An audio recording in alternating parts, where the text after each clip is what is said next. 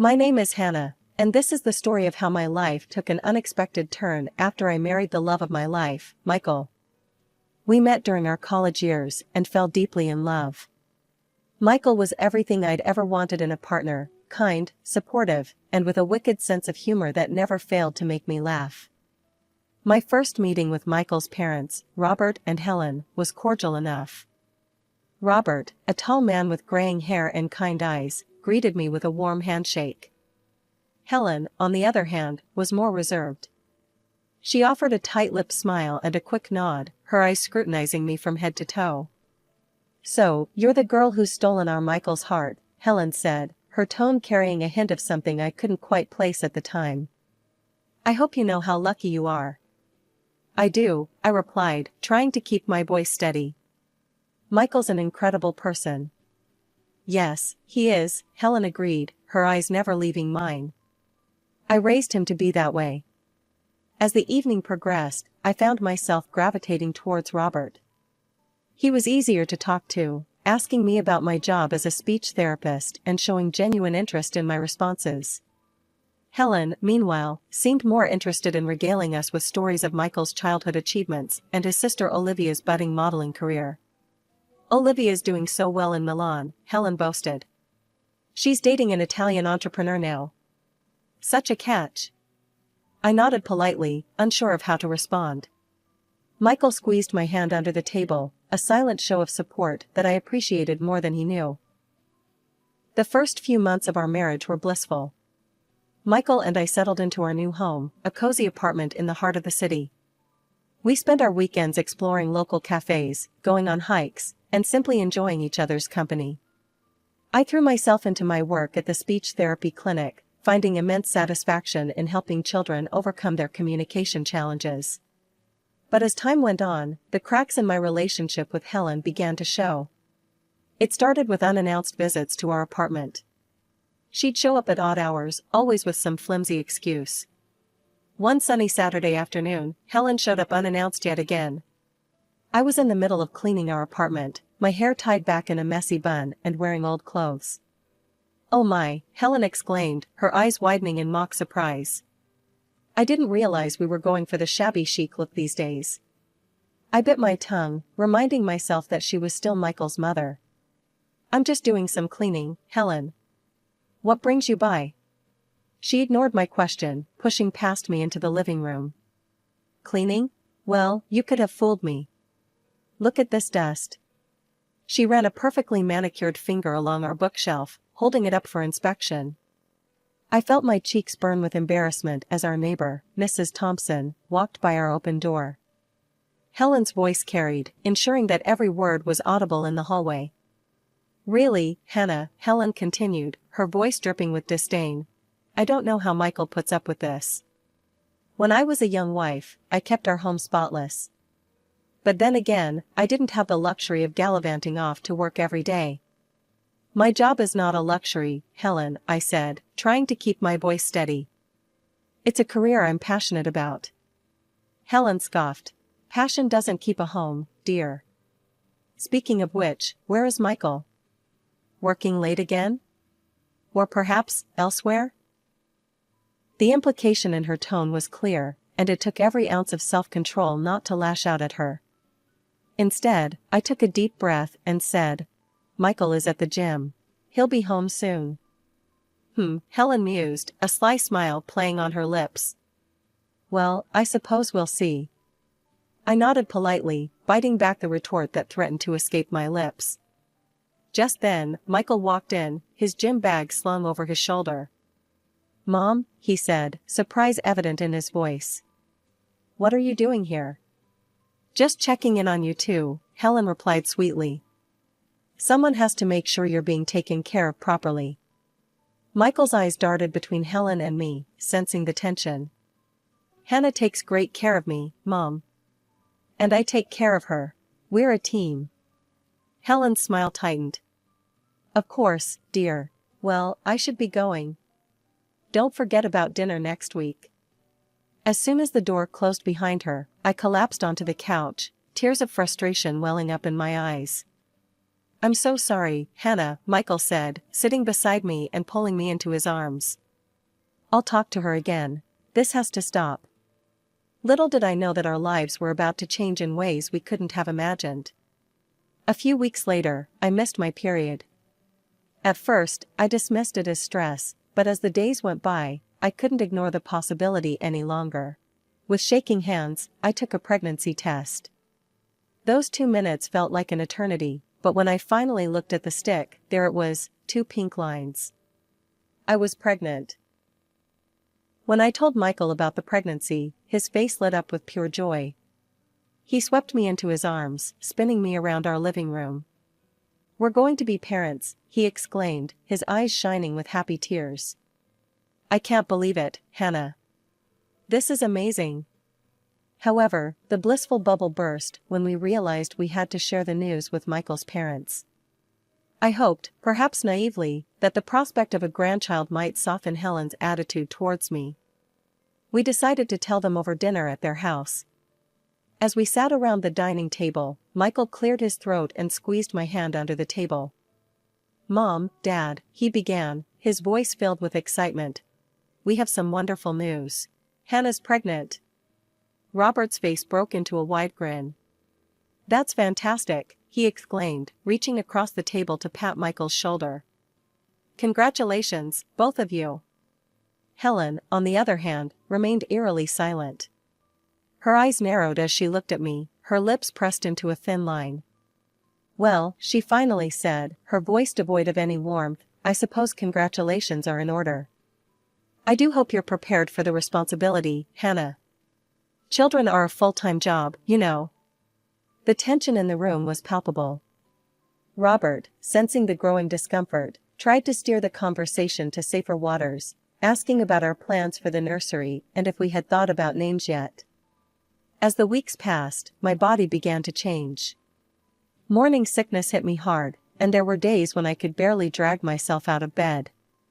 Despite feeling awful, I pushed myself to keep up with my work and household chores, determined not to give Helen any ammunition. One particularly rough evening, Helen showed up unannounced at our apartment. I had just returned from work and was exhausted, my feet swollen and my back aching. "Oh my," Helen said as she walked in, her eyes roving over my disheveled appearance. "You look absolutely dreadful, Hannah. Are you sure you're taking proper care of yourself? And the house, well, it's seen better days, hasn't it?" I bit my lip, fighting back tears of frustration. "I'm doing my best, Helen. Pregnancy isn't easy." She waved her hand dismissively. "Nonsense. Women have been having babies for millennia. There's no need to make such a fuss about it.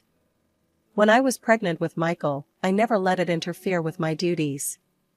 As she continued to criticize everything from the state of our laundry to the contents of our fridge, I felt something inside me snap.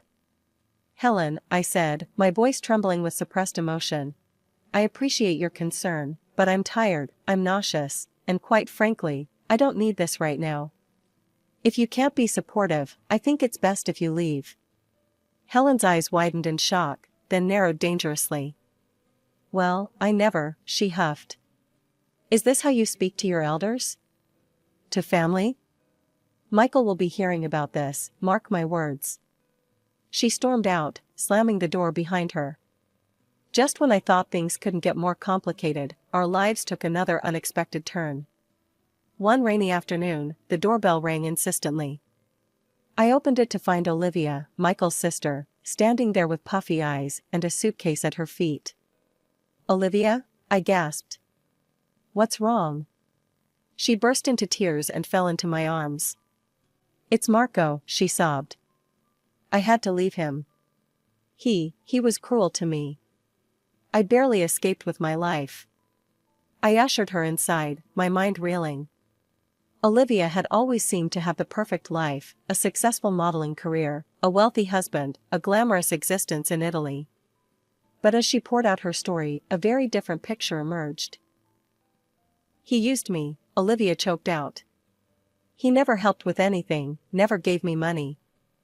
And now—" She placed a hand on her stomach, and I realized with a start that she was pregnant. Helen arrived shortly after, having been called by Olivia. She swept in like a hurricane, all concern for her daughter and venom for the absent Marco. "Don't worry, darling," she cooed to Olivia. "We'll take care of everything." A few weeks later, I gave birth to our beautiful daughter, Emma. Helen barely acknowledged Emma's arrival, her attention entirely focused on Olivia, who gave birth to a son, Luca, just 2 weeks after me.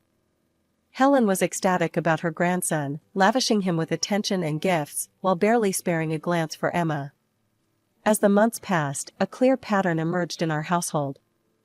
Olivia, encouraged by Helen, became increasingly self-indulgent. She spent her days at beauty salons, getting massages and treatments, obsessing over regaining her pre-pregnancy figure. She made no effort to find a job, instead living off her parents' generosity.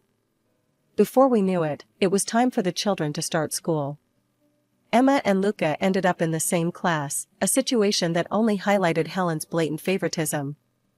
She would pick up Luca from school, often leaving Emma behind for me to collect after work. At school events, Helen made it clear she was there only for Luca, barely acknowledging Emma's presence. One day, Helen fell ill. Olivia, unwilling to disrupt her beauty routine, turned to me. "Hannah," she said, her tone leaving no room for argument, "you'll need to pick up Luca, make his lunch, help with his homework, and get him ready for his school play. Mom can't do it, and I have appointments." I was taken aback by her presumption, but found myself agreeing. Despite everything, I couldn't bring myself to punish Luca for his mother and grandmother's behavior. He was a sweet boy, after all, and not to blame for the adults' actions. When Helen recovered, I thought things would return to their usual pattern. Instead, she approached me with an outrageous demand. "Hannah," she began, her tone sickly sweet, "now that you've seen how much work it is to care for Luca, I'm sure you understand why Olivia needs help. We think it's only fair that you contribute to his school fees. And you'd be helping out a single mother." I was stunned into momentary silence, then felt a surge of anger. "Absolutely not," I said firmly. "Helen, I have my own child to support. If Olivia needs help, she should consider getting a job." Fuming, Helen stormed off to complain to Michael. To my immense relief, he backed me up completely. He put her in her place and making it clear that her demands were unacceptable. The day of the school's drawing contest arrived. Emma had been working tirelessly on her artwork for weeks, pouring her heart and soul into each piece. Her excitement was palpable as she carefully packed her drawings into her school bag the night before. That morning, as we were getting ready to leave, Helen unexpectedly showed up at our door. "I thought I'd take the children to school today," she announced, a smile that didn't quite reach her eyes plastered on her face. "Really, Grandma? You'll take me?" Emma asked, her eyes shining with hope. I received a call from Emma's teacher just before lunch. "Mrs. Johnson? There's been an incident with Emma's artwork for the contest. I think you should come to the school." My heart racing, I rushed to the school. I found Emma in her classroom, tears streaming down her face, surrounded by her ruined artwork.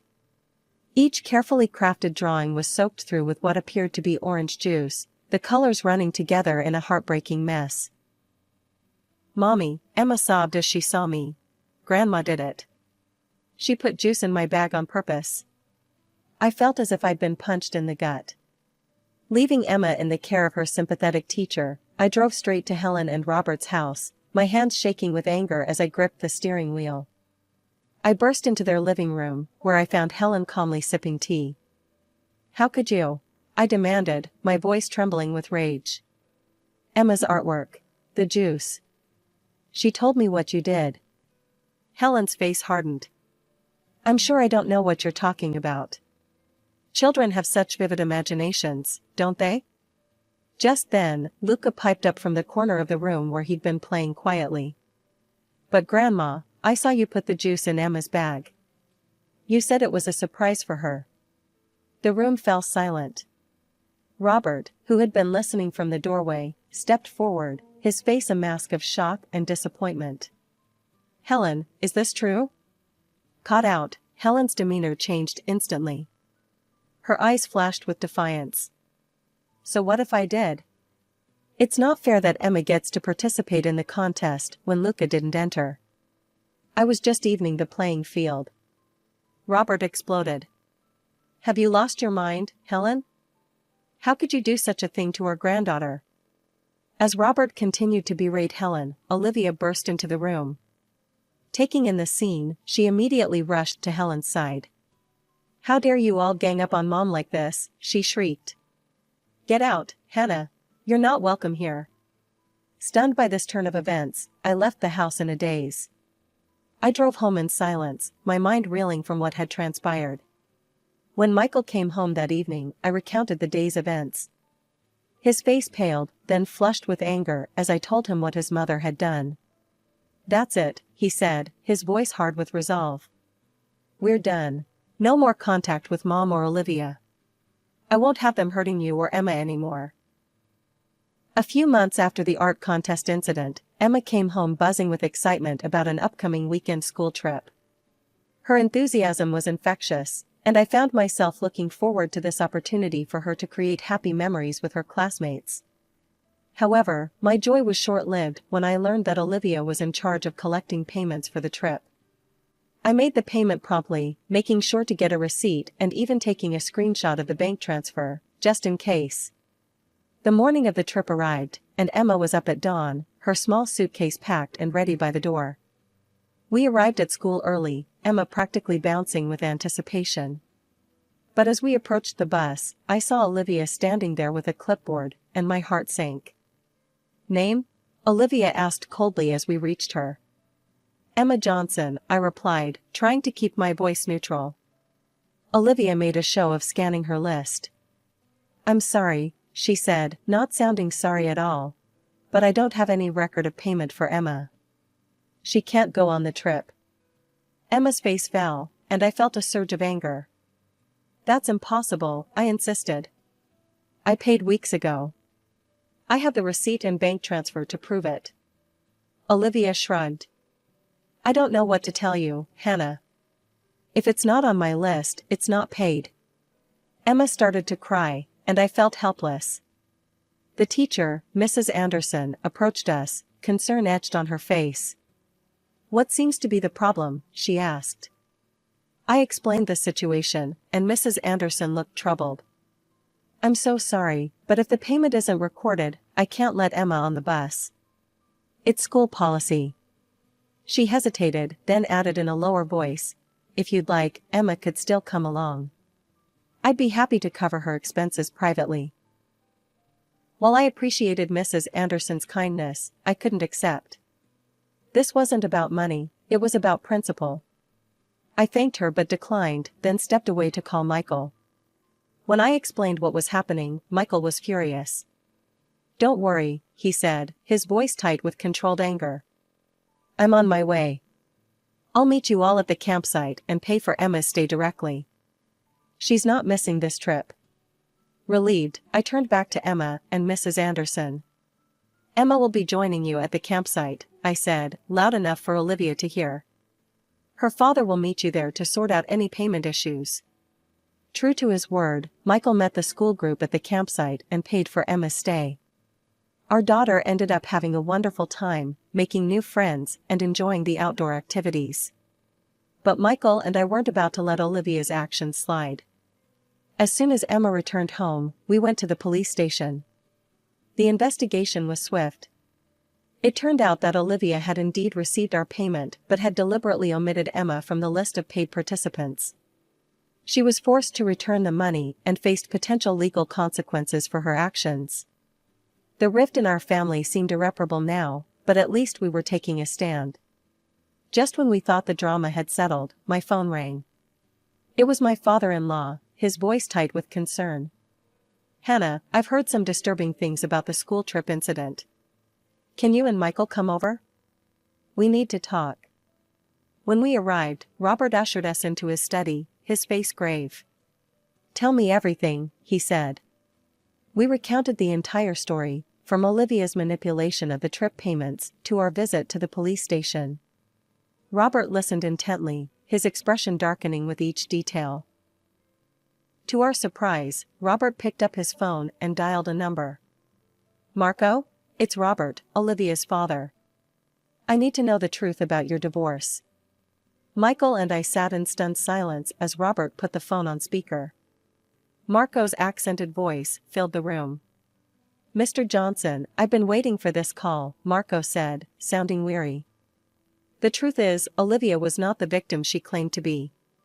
She had constant tantrums, was pathologically jealous, and spent money like water.